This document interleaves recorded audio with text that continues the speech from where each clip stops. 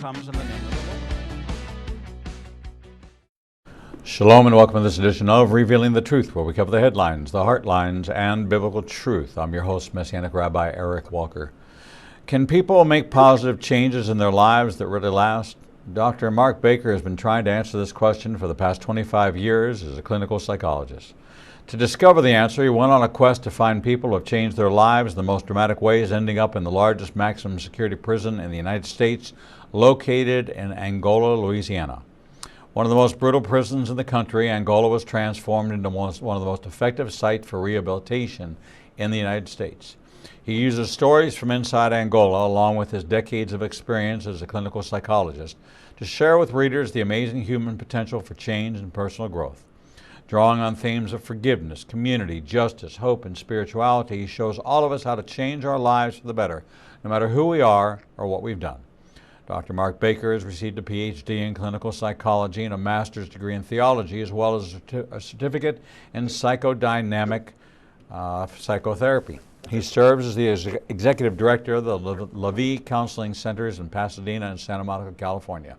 He is the author of several books, including Jesus, the Greatest Therapist Who Ever Lived, which has more than 2 million copies in print, and is the author of Overcoming Shame, Let Go of Others' Expectation, and Embrace God's Acceptance, and the new book, Can People Really Change? Dr. Baker joins us on the second Friday of every month at the 12 o'clock hour. You can find more about him at drmarkbaker.com.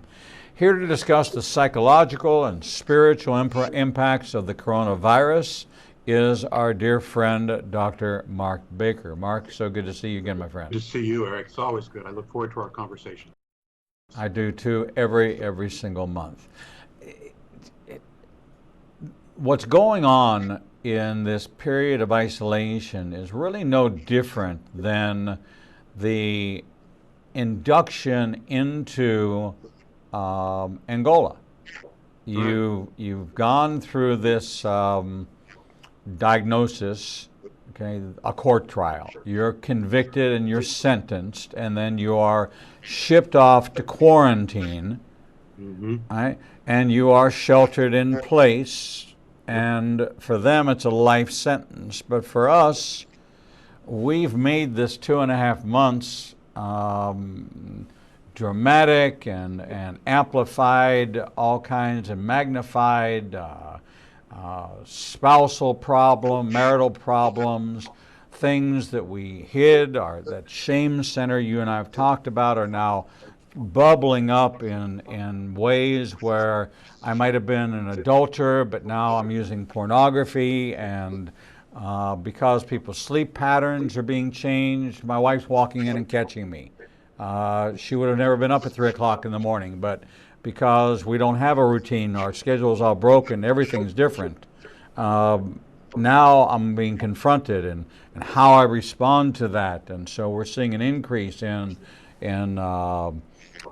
domestic violence. We're seeing an uptick in calls to suicide hotlines. We're seeing an uptick, and yet Angola, which is so interesting a parallel to isolation, to separation, and yet Angola worked its way through with a model that actually is a model for this same coronavirus separation. If people would grab a hold of it, they could experience the same transformational change that these hardened murderers, rapists, terrible, the dregs of society, who turned into ambassadors for Messiah.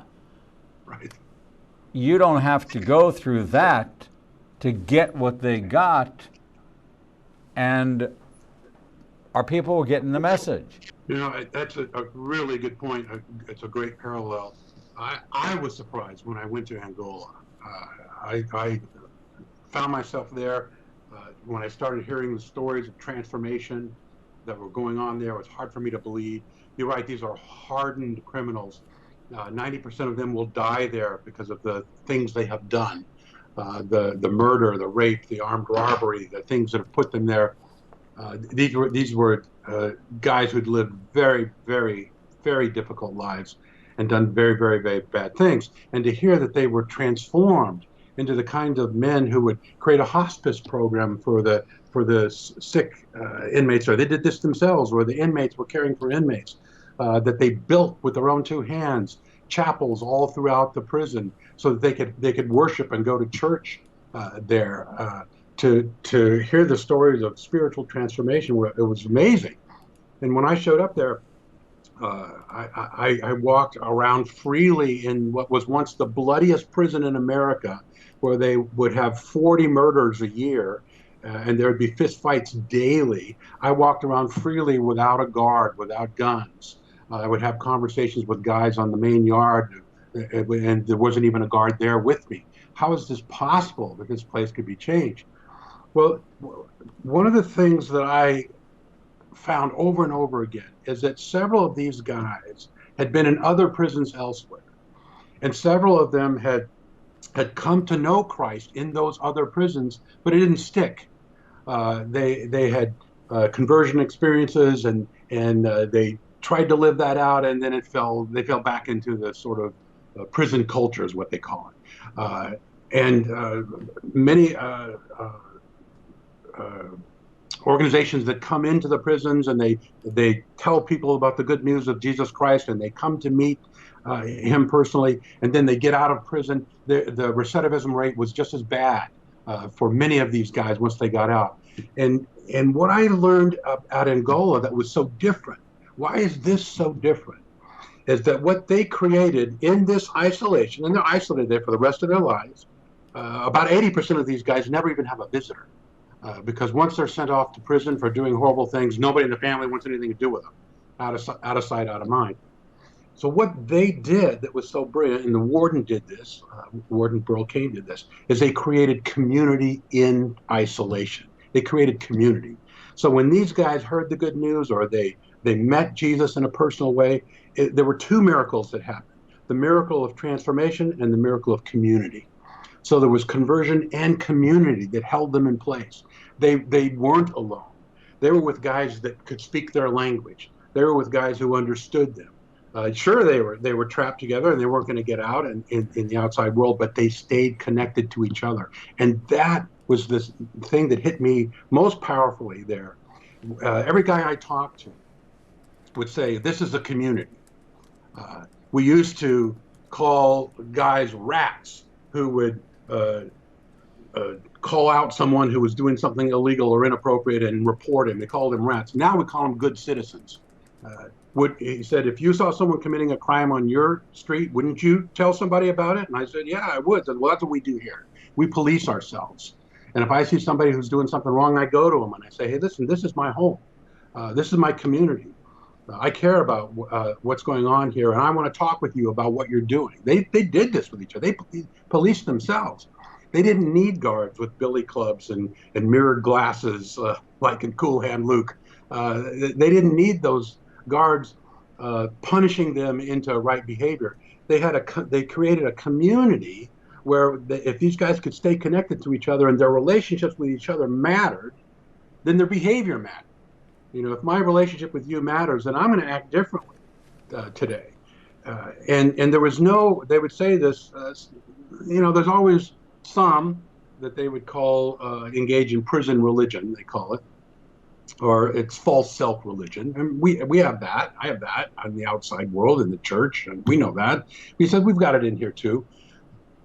But for the majority of people who've been transformed, they know that they're living the guy next to them in the bunk next to him is going to watch him 24/7. I can't just tell you a bunch of religious language and then go about a life that doesn't jive with that. My accountability is sleeping in the bunk next to me. So I either walk my talk or I give it up. So these guys have an authenticity about them that comes from living in community, even in isolation. And I'm thinking about us now and what we're going through now. What can we learn from these guys? I would say the men I met in Angola were some of the most deeply spiritual, committed Christians I've ever met, because they lived it 24/7. They believed it because it saved them. And I've had more than one guy tell me that if it took me being incarcerated for the rest of my life to find out this good news that I could live this way, then it's worth it.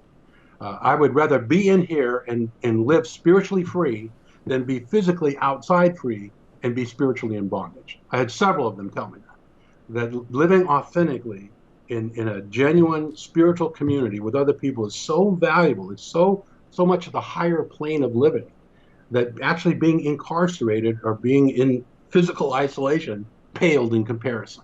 Now, they all wanted to get out. I'm not trying to say that they wouldn't, take a parole if you offered it to them, but if you had to trade, they'd say spiritual freedom is much more valuable to me than physical freedom, and they could live spiritually free, incarcerated, in physical isolation from the rest of the world, as long as they had that community that supported them, as long as there was one other guy in there that could say, "Hey, I know what you mean. Let's pray about that. Yeah, this is hard, but God is with us." And I think that's a lesson for us to take away now. I think the physical isolation that we've been called to by the medical experts, I think is necessary, but I think it's the wrong term. We're calling it social distancing. I think it should be called physical distancing. We need to be socially close, but physically distant. I think we've got the wrong term. Yes, physical distance we need 6 feet in order to flatten the curve, which it seems like is working. But socially, we need to be connected. We do not need to be isolated socially and spiritually. It's toxic to be in spiritual and social isolation, even though it might be healthy to be in physical distancing during this time. I think there are lessons we can learn from these guys that we can apply in our lives now. How can I stay in community? How can I stay connected? How can I stay socially alive and in community with people while I'm physically distancing from people? We've got to figure that lesson out, not just during this crisis, but for the rest of our lives. We have to learn how to live on that plane where we can be spiritually and emotionally connected even though we might be physically distancing. So I think there are great lessons. And every one of the guys that I talked to, and I talked to dozens there at the prison, would say they would hope that me sharing their stories with other people would help people get these lessons so that they don't have to go through what they went through. They would not want anyone to have to be incarcerated to get this message. They would hope that others could hear these stories and learn these lessons so they don't have to go there. They would not want that for any of us. They would have to learn the lesson the hard way, the way they learned. But these are critical lessons for us. How do we stay spiritually and emotionally connected, although we're physically distancing ourselves from each other? It's interesting. The one thought I have is I think that maybe it's easier when all the temptation is removed, all the access to the other characters that are out there, but they're really not. There's organized crime in the prison walls. There's the same pecking order of the one who wields the most power and has outside access to money and resources and still has some sway in the community. So it's not that the temptation is removed. There's other temptations that are just as ungodly within the confines of isolation as there are within society. So it's not really an insulation or isolation or immunization. It's just a different setting. We now have ourselves in this setting that we're in that for some temptation is removed and they're longing, lamenting, going back to that temptation that was the allure and the draw of the world. And there's others that are using this time to go spiritually stronger and spending more time with the Lord. And then there's those who are gripped in fear. Mm-hmm. And that's probably the calls you're getting is either fear-based because of it's driven them to isolation, depression, anxiety, an overwhelming sense of doom and gloom, overwhelming loneliness and that big God-shaped hole in their heart. They have not endeavored to live a life where they've had real community. So now they're isolated, and it's just confirming that they don't have anybody in their life, and now they're realizing that we are, um, uh, we're kind of alone. Hmm. Dr. Baker, I'm asking you to do me a favor. If you'll turn your speakers down just a little bit, we're just getting a little bit of feedback, and we want to make sure that the audience can hear you clearly. Okay. The calls you're getting, do they seem to follow a pattern? Is there now a COVID-19 malady which is exacerbated that is bringing out something that's giving you a sense that there are more lonely and isolated people than maybe we in our analysis and our surveys really understood the real impact Right. of being separated? The obvious one is loneliness. That's correct. There's a huge spike in that, and all the other things that you just mentioned: marital conflict, anxiety, depression, whatever was there before that was maybe just under the surface is now really on top of the surface, because this isolation is turned a spotlight on whatever the underlying issues were. And the one that's come out much more than ever before, of course, is loneliness. I mean, that makes sense. We're not allowed to hug each other. We're not allowed to be close to each other. We're not allowed to have groups together. That's going to create loneliness. Now, it is a sign actually of mental health for you to be able to be alone. All of us need to be able to be alone for some period of time. Uh, it's a long tradition of us to meditate alone and pray alone, and dating all the way back to Jesus himself. There was a time when I needed to get away from other people and just pray, just me and God. That's a sign of health, to not have to have people around all the time. But after a period of time, being alone starts to feel bad. There's a feeling of kind of dejection or a creeping depression that comes in, and that turns into loneliness, where loneliness is I'm alone, but it feels bad being alone. So it's gone on too long. Loneliness tells us that I'm a social being. I was created for relationship. I need to have punctuation points between my relationships where I'm not with people. That's a good thing. I need to tolerate that.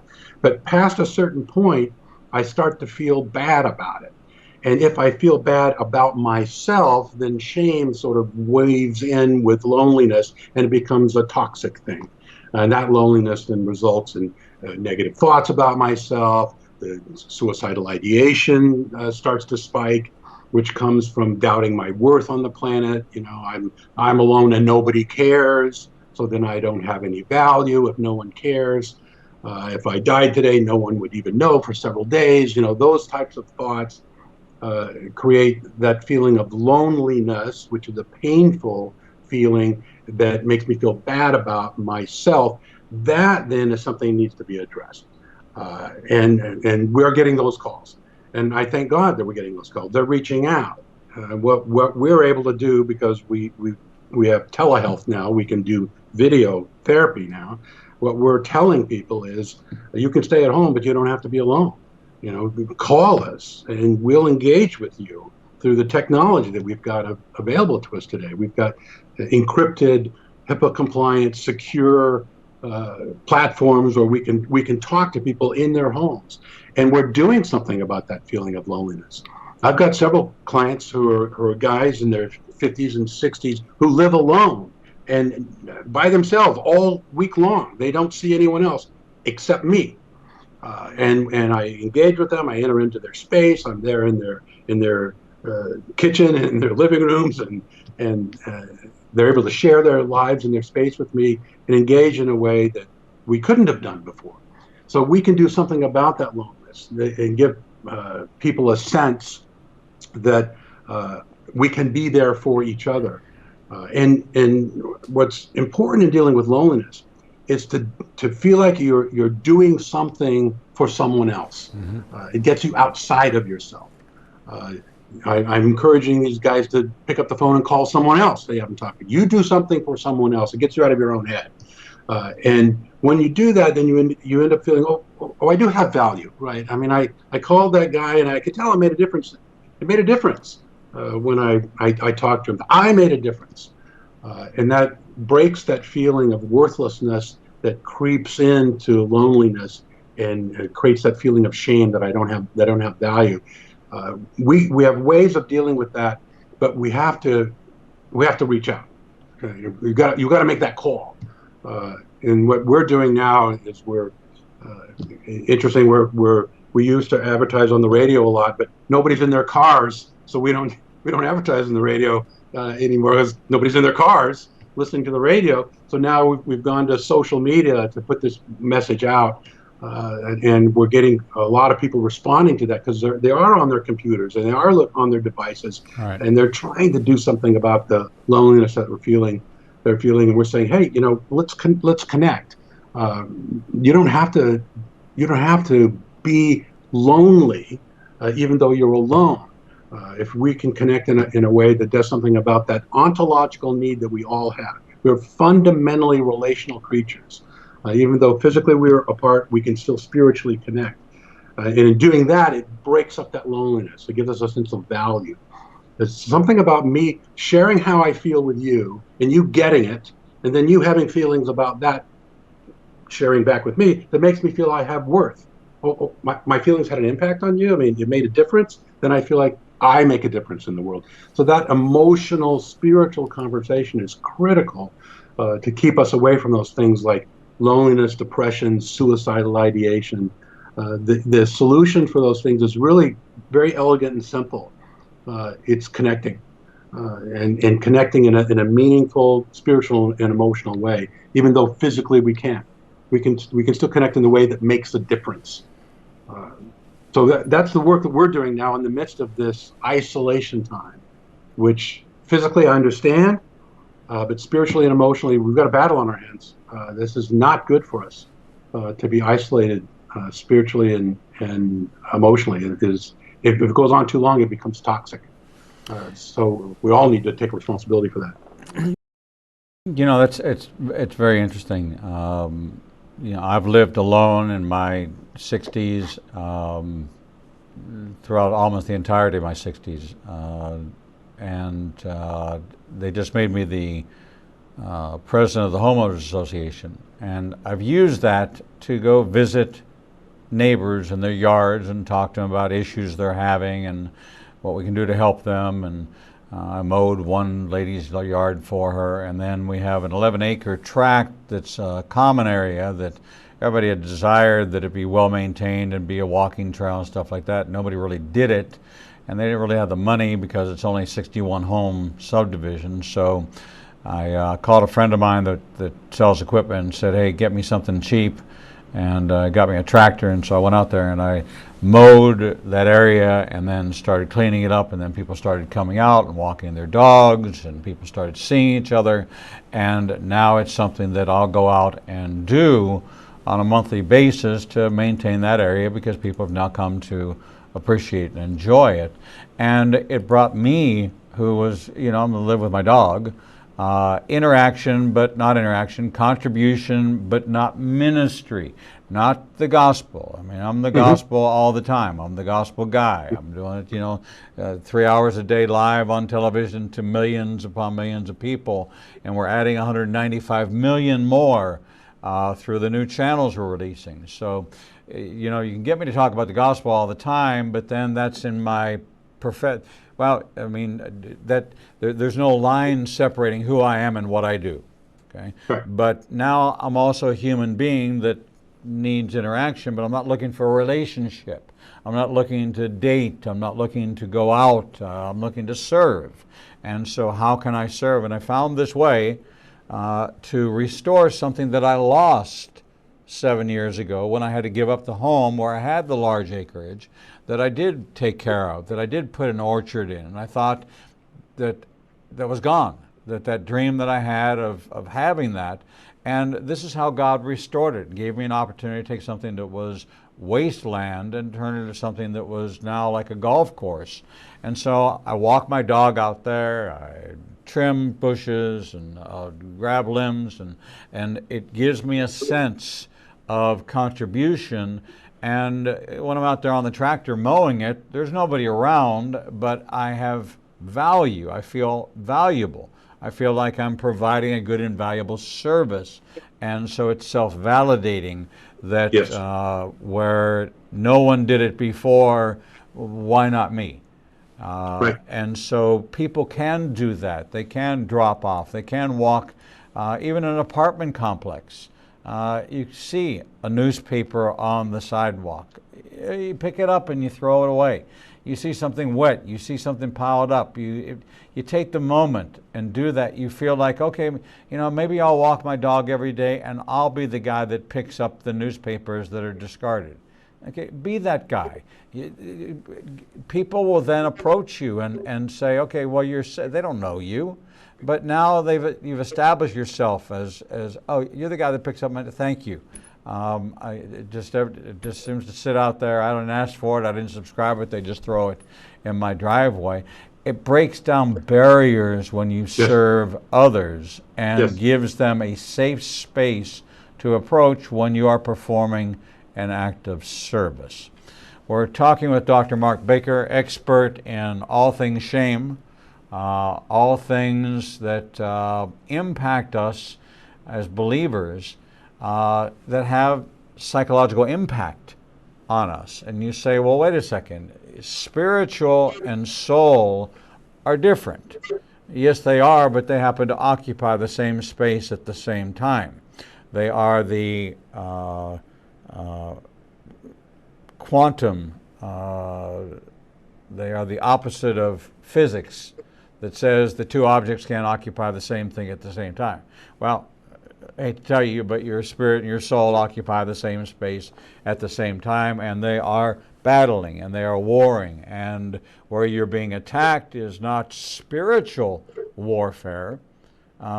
If you're filled with the Holy Spirit, you're not going through spiritual, you're going through soul warfare. You're in the souls, your soul's in the zone. The soul's in the battle, the spirit's secure.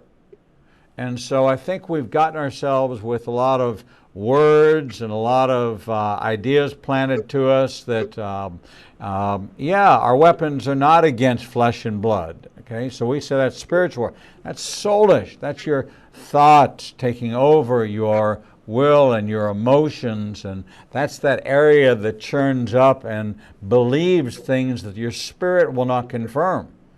Believe things that the Bible will not confirm.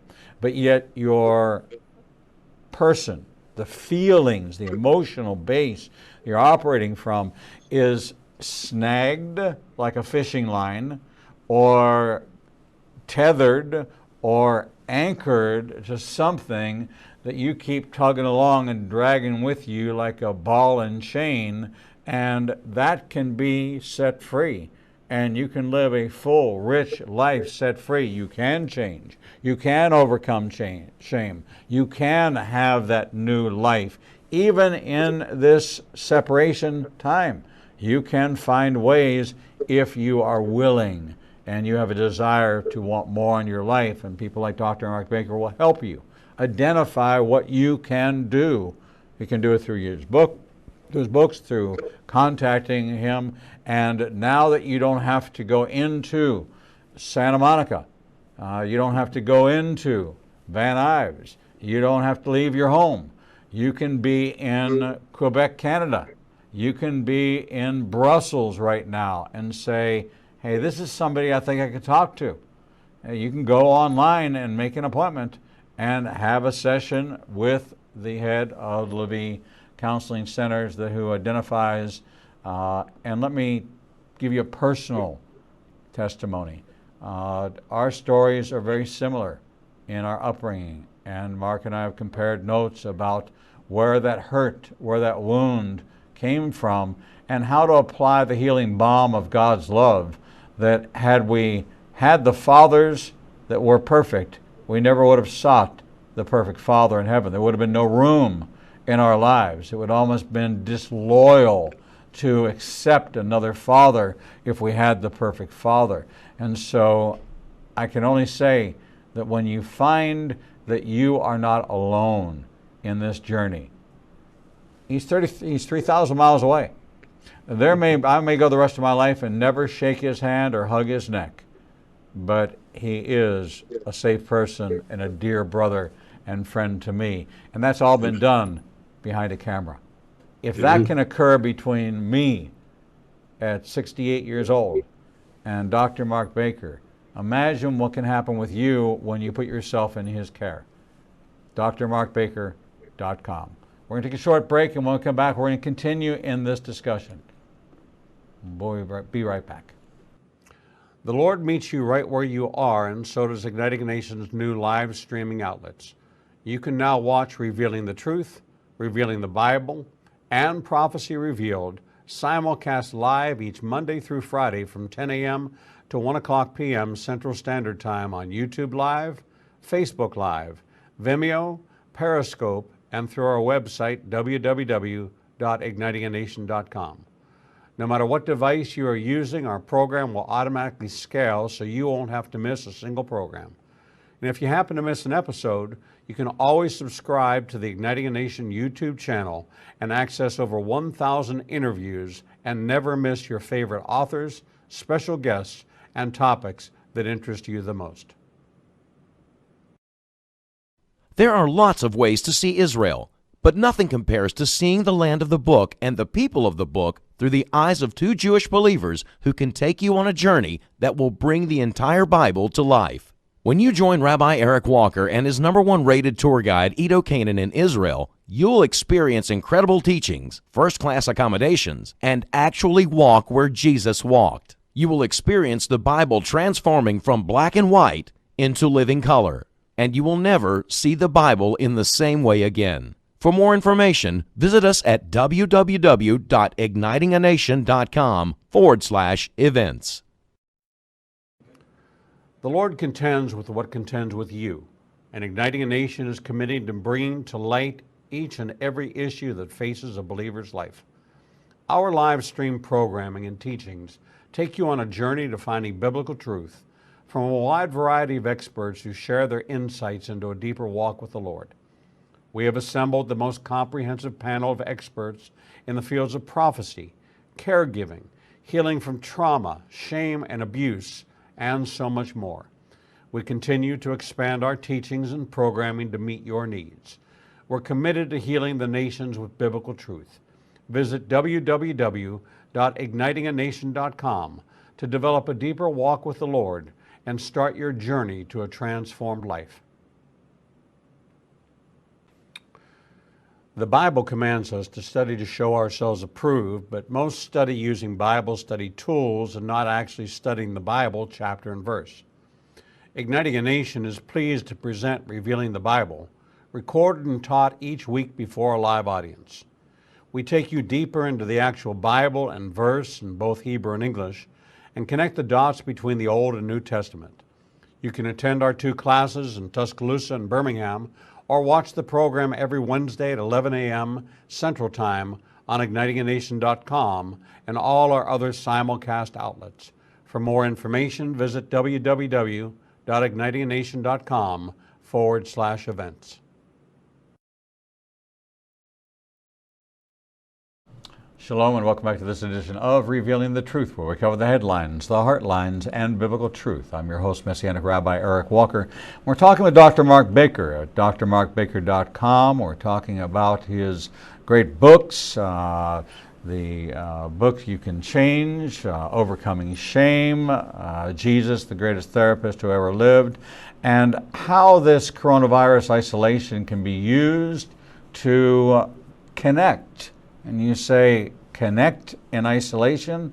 And yes, that's exactly the study he did at the Angola prison about connecting in isolation. And it's quite a model. And it's quite a model for today, where you would not think that a prison story would apply to you at home right now. It absolutely does apply to you at home right now. Dr. Baker, welcome back to the program. Good to be with you as always. Mark, as we look at these lessons that you and I are talking about how to deal with isolation, how to connect, one of the things we talked about was that it doesn't matter where you are. We are now a connected society. Technology has broken down that barrier where you can connect, you can find. And imagine for that person that doesn't want to talk to somebody in their town because they're going to be seen by somebody else pulling into the parking lot at the counseling center. Right. Are you in counseling? Right.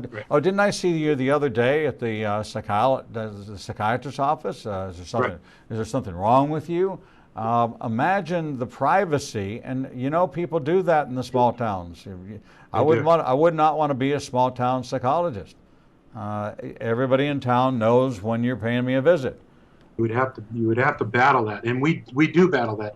When I first got licensed many years ago, now one day a week, I worked at a church. The pastor took Mondays off, so I used his office, and I was offering counseling to the church there because I wanted to really be involved and do good first to the household of faith. So I wanted to provide counseling for the people of his church. And when I found quickly that they didn't want to be seen coming in to see the psychologist because they had to come past the secretary. And they had to park their car in the church parking lot. And everybody knew the psychologist was using the pastor's office that day. So I learned over a period of months is the best way for me to help the church is to not be at the church. So I had to move myself off-site. So now we have a counseling center that's off-site, not on a church campus at all. So people can come confidentially. And we still have. I just had a woman quit 2 months ago. She was coming to see me, and she ran into someone she knew from her church in our waiting room. Well, that did it. There was too much shame for her. It was for her an indication of a weakness. She hadn't been in counseling long enough to see it as a resource for strong people. She still had in her mind the idea that a lot of people have, that it means there's something wrong with you if you seek counsel, instead of, no, it's the sign of a wise person to seek the counsel of many. She hadn't gotten there yet, so she had to stop because she didn't want to run into anybody else. That, you're right, in this coronavirus atmosphere, we've removed that stigma. You don't have to worry about that. That's one of the reasons I wrote my book on shame, because you can deal with these issues in the privacy of your own home. Nobody has to see you reading that book.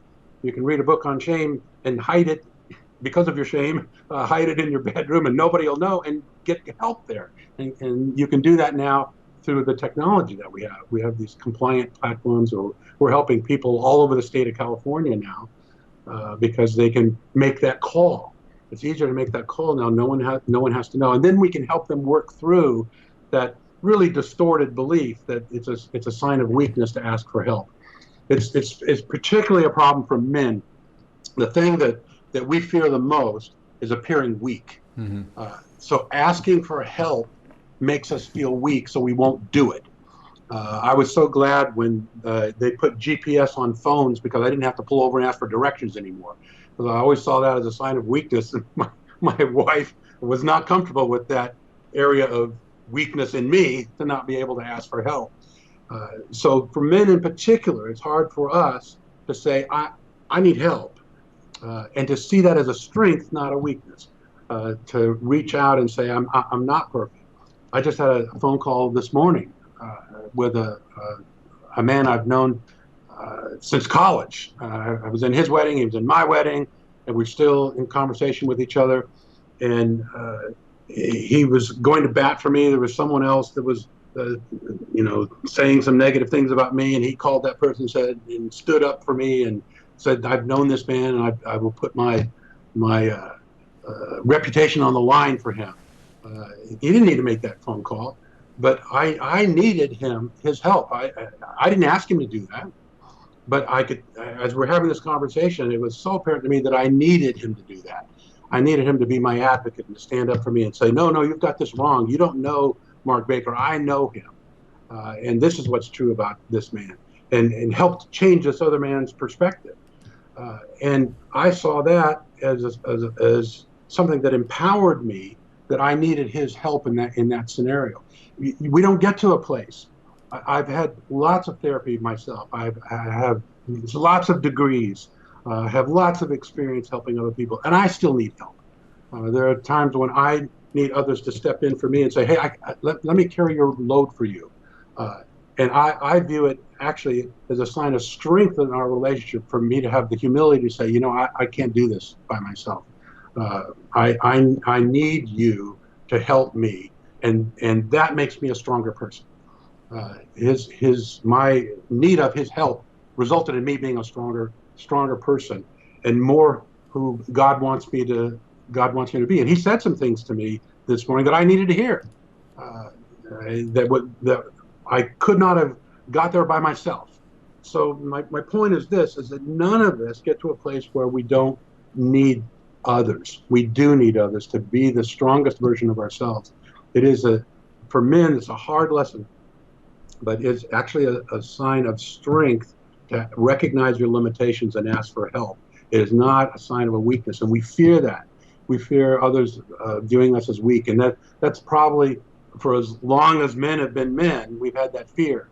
Because if you view me as weak, then you can dominate me or beat me up, or maybe I'll get eaten by a lion if I'm not strong enough. So I have to fear weakness, and we've gotten to a place now where that's resulted in kind of a toxic isolation for men, because we're afraid to really be vulnerable with each other and ask for help from each other, and that keeps us from being the strongest version of ourselves when we don't vulnerably ask for help.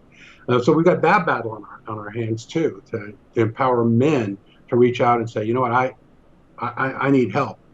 I'm looking at we're doing this social media advertising now and telling people, hey, listen, we're here for you to help, and we get statistics now, which is really helpful. I can see how many men clicked and how many women clicked, and the men are close. The women ask for help more. They're willing to say, okay, I need help, but men are catching up. I was very encouraged to see that men in their 30s, 40s, and 50s are clicking on the link, get help here. They're taking the initiative to click on that link, and I think we're winning some battles here, and sending out the message that we can reach out and ask for help, and it's a powerful thing to do, not a sign of a weakness or sign of some lack of mental health, to just say, hey, I could use some help here. I need. The whole area of mental health has been stigmatized. During that period, over 7 years ago, when I went through that betrayal, I went to a psychologist that specializes in pastoral betrayals. That's a pretty specialized practice. Yep. And he's booked out months in advance, so it's a pretty common problem. The second thing I did was went to my own medical doctor and said, I'm having trouble sleeping, I'm having waves of sadness and betrayal come over me, and he said, well, I'm going to prescribe a couple of things for you. And one was an antidepressant, one was a sleep aid, and I said, this is not something that I'm going to be taking long term. I just need a little help to get through this issue. And so he wrote in the chart, and it said depressive diagnostic code, the ICD-10 code for depressive disorder. So I have online access to my records, and I said, I want this removed. I said, this was in 2013. It lasted for 90 days.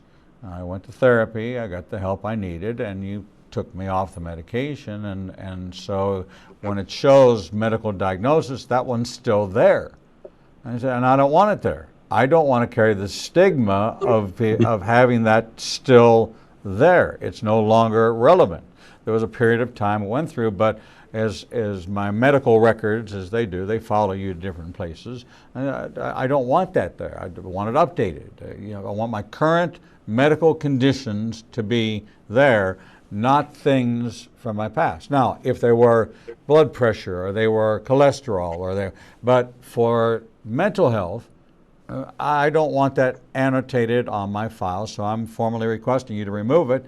I no longer am on that medication. I haven't been on 7 years. It was a 3-month period at the recommendation of the counselor. Go get some help. Go get some medical help. And so I did that. I said, but I don't want to carry the stigma of, have you ever, when you put for a pilot's license or whatever, have you ever been treated for, well, you got to say yes because it's there, and when they do the check, it's going to show up.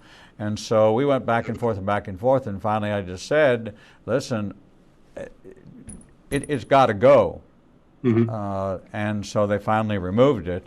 I said, you can make all the notes you want, but as far as a permanent record, I mean, there's no denying that 7.5 years ago I went through this period of time, but once I was cured, once it was treated, once I had it in the proper spiritual perspective, once I had it in the proper physical, my body chemistry changed. I went back to a normal sinus rhythm without the aid of medication, and was restored. It took a year of restoration, but went through that process. So, you know, there is a certain quote-unquote stigma to mental health that we've now bubbled it up to suicides, of course, mental health issue, drugs, mental health issue, PTSD.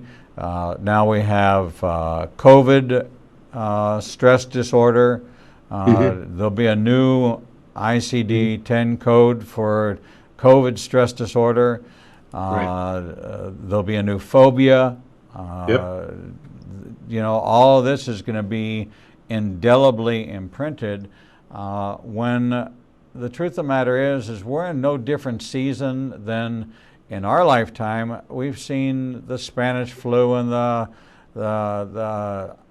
call it the Heine flu, the H1. I always call it the Heine flu. H1N1, yeah. H1N1, and my mother got Legionnaire's disease, and we've seen all that, but we survived all those. But this one somehow has become really taken on a life of its own, and I'm not sure I understand it because it's the peddling of fear. And as you and I have discussed in the Latin and in the Greek, Pan is homage to a false mythical god that was half man and half goat that's set up at the temple of Pan, and that's where Jesus said to Peter, "Who do the people say that I am?" He said, "Today I stand before you at the gates of hell," where there's a hole in the ground there that they drop babies and animals in to pay homage to this god Pan. Well, pandemic, panic, pandemonium, panacea, all these things are, every time we say them, we're uttering the name of a false god, and we're giving credence to fear and establishing fear as the foundation of thought. If I hear pandemic one more time, you know, it's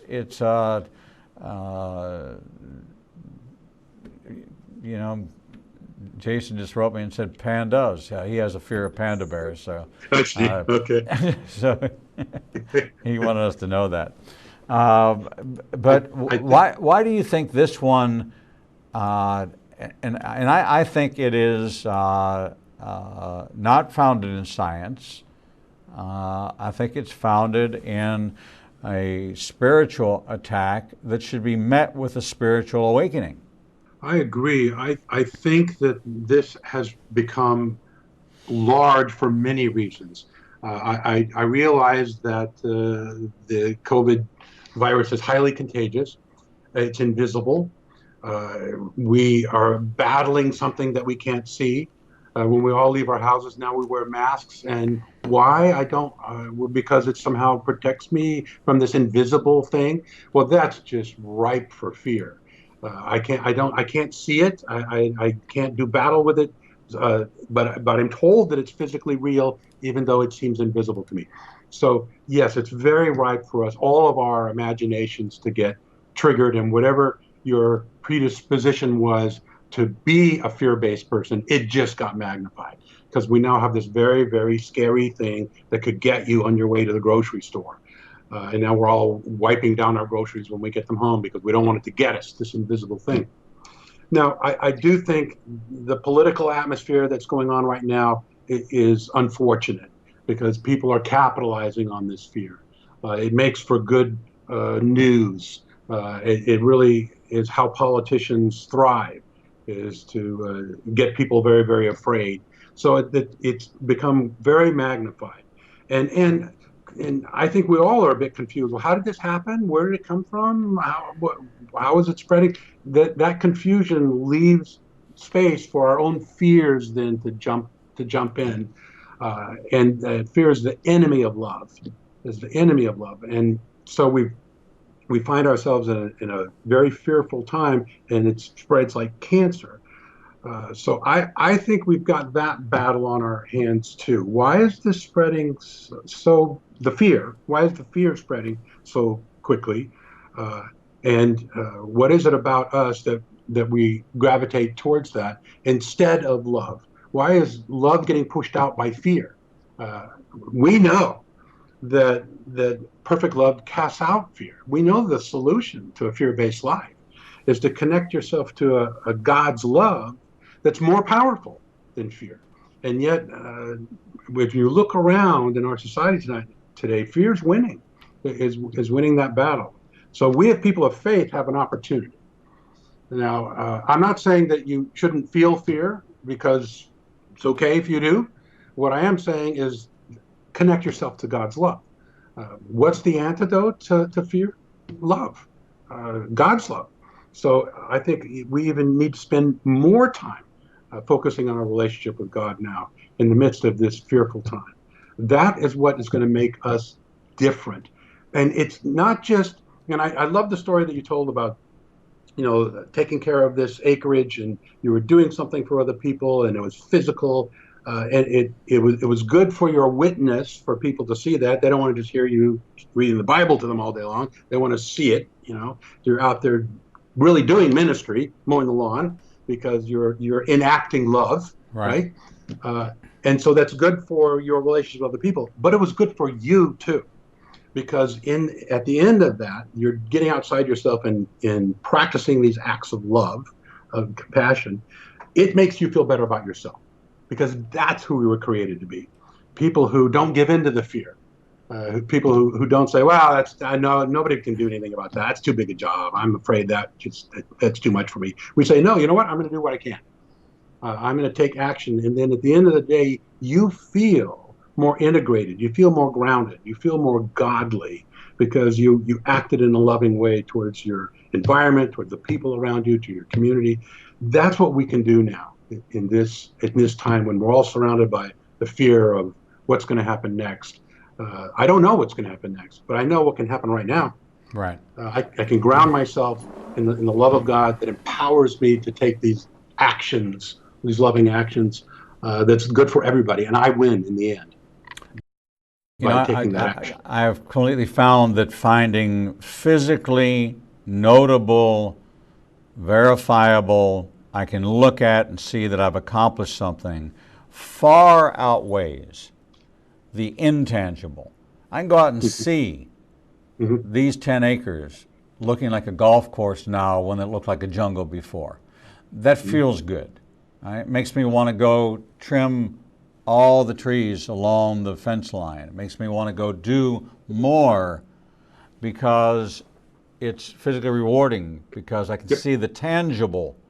You can't live in the spiritual realm all the time without any binding to the earth.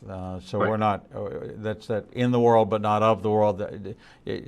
But the tangible sometimes outweighs the intangible. And this is whether or not you need to pressure wash your driveway. You don't have a pressure washer. Well, if you have a brush and you've got liquid detergent, you can get out there and you can brush your driveway and your sidewalk, and you can do all the things to clean up. There's things, wash your cars, vacuum your, there's things you can do which will give you a tangible benefit and keep you occupied in your mind off the intangible and feel good about all the things that you let go for all these years. Now's the time to do those things and use this as a gift as opposed to a punishment. And I think that has to do with good mental health, good groundedness, right perspective, and know that a loving God is still the same loving God. He's still sovereign, and it's the enemy that's feeding into your fear. It's not the God of Abraham, Isaac, and Jacob. We've been talking with Dr. Mark Baker, author of Overcoming Shame, author of You Can Change, author of Jesus, the greatest therapist who ever lived, and a dear friend of the program. You can join him here on the second Friday of every month in the 12 o'clock hour and find out more about him at drmarkbaker.com. Dr. Mark Baker, my dear friend and brother, thank you. God bless you. And I so look forward to spending the next hour with you next month for our regular time together for this it's therapeutic for me. I think it's therapeutic for you. And for me too. And I look forward to it. I'm blessed every time we talk. Thank you. God bless you, my friend. We're going to take a short break, and when we come back, we'll bring you the next edition of Revealing the Truth.